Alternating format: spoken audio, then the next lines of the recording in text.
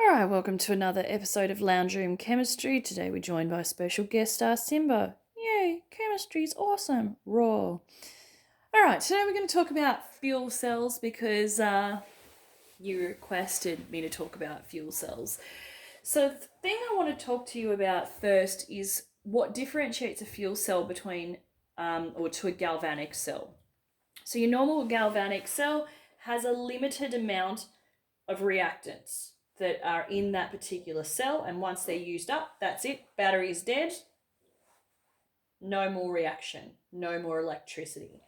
With your fuel cell, you have a constant influx of reactants, right? Those reactants are constantly moving into the cell, and your waste products, which is usually water, is moving out of the cell.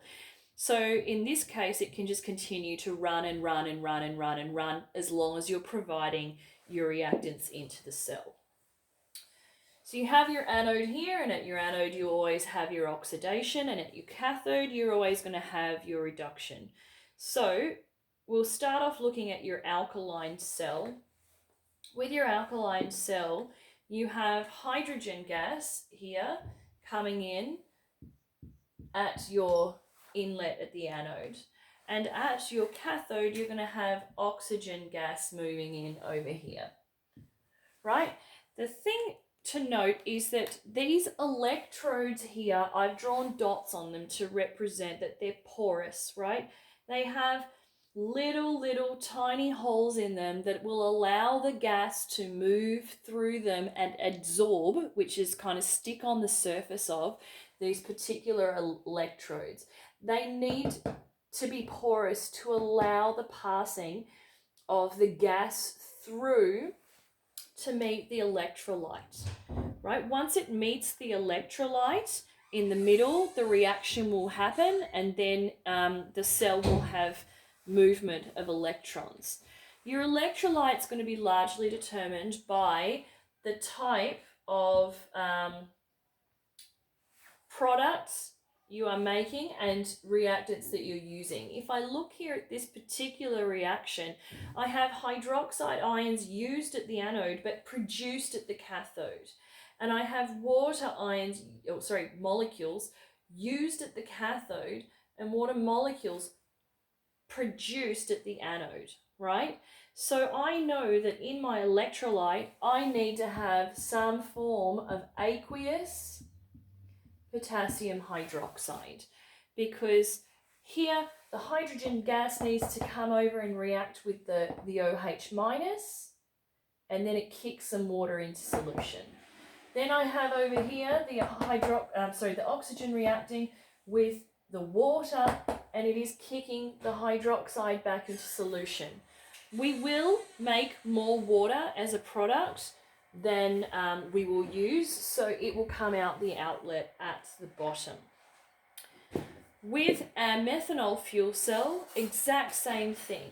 We're going to pump methanol in liquid form, dissolved in water, into our inlet here, because we don't have water as an intermediate.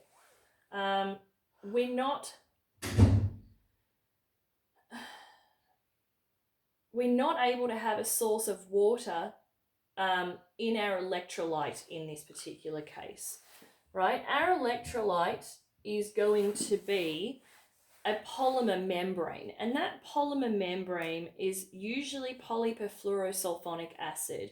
What it's doing is it's producing a H plus, right? It's providing that acid that we need over at the cathode when it's reacting with the oxygen, which is still oxygen coming pumped into the cathode here. It's providing the acid that we need.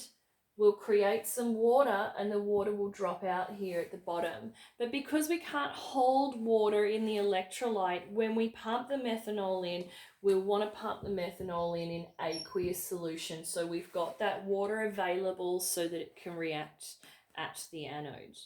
And yeah, this is a source of H plus.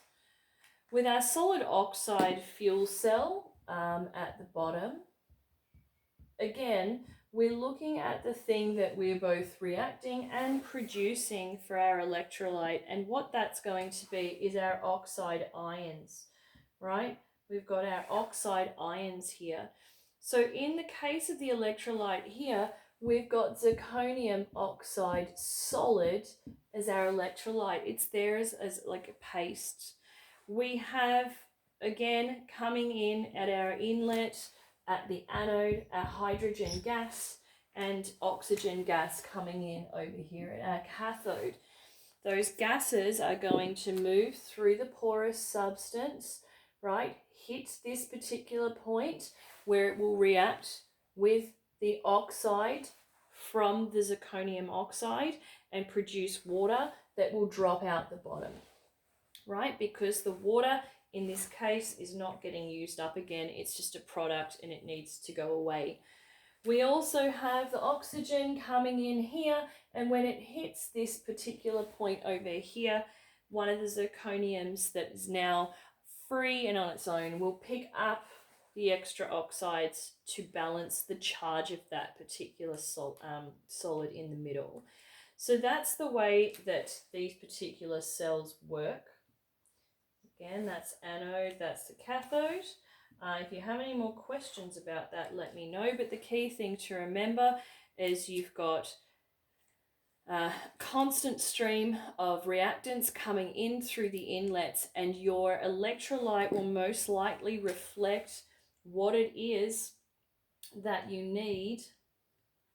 So the acid in the case of your methanol cell, the hydroxide in water in the case of your alkaline cell, and the solid oxide in the case of your solid oxide cell, that will be reflective of what your electrolyte is in the middle, because it will need to react with that to be able to have movement of electrons through the cell.